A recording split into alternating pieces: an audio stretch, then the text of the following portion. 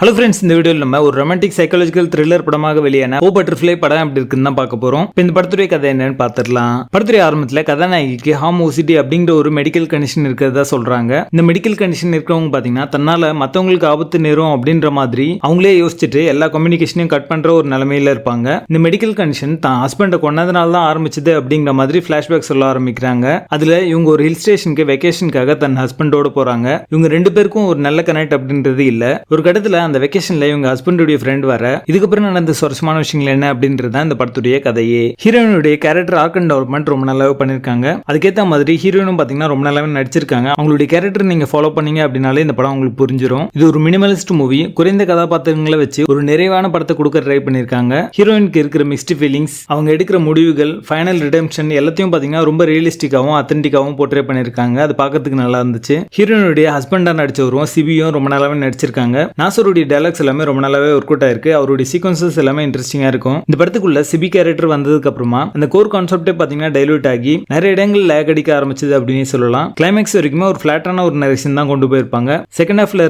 நிறைய காட்சிகள் லேக் ஆக தான் செய்யுது. ரைட்டிங்கா பார்க்கும்போது இது ஒரு பொயட்டிக் மூவியா இருந்தாலுமே ஆன் ஸ்கிரீன்ல அந்த எக்ஸிகியூஷன்ல கொண்டு விட்டுருக்காங்க அப்படின்னு தான் சொல்லுவேன். பாடல்கள் எல்லாமே ஒரு வேகத்தடையா அமைஞ்சிருக்கு. படத்துல ரிவென்ஸ் சமம் பண்ணி ஒரு நல்ல கிளைமேக்ஸ் கொடுத்திருந்தாங்க. டெக்னிக்கலி இது ஒரு சவுண்டான ஒரு படம் தான். ஒரு டைம் பாஸ் கேட்டகரியில டிஃபரெண்டான ஒரு சைக்காலஜிக்கல் த்ரில்லர் படம் பார்க்கணும் அப்படின்னு நினைச்சீங்கன்னா இந்த படம் உங்களுக்கானது. படத்துடைய பேசிங் ஆவரேஜா இருக்கும். மொத்தத்துல இது ஒரு ஒன் டைம் வாட்சபிள் மூவியா வந்திருக்கு. படத்துல அடர்கான இருக்கு. இந்த படத்தை நீங்க ஃபேமிலியோட பார்க்காதீங்க. ஓ பட்டர்ஃப்ளை படத்துக்கு எங்களோட ரேட்டிங் 5 out of 10.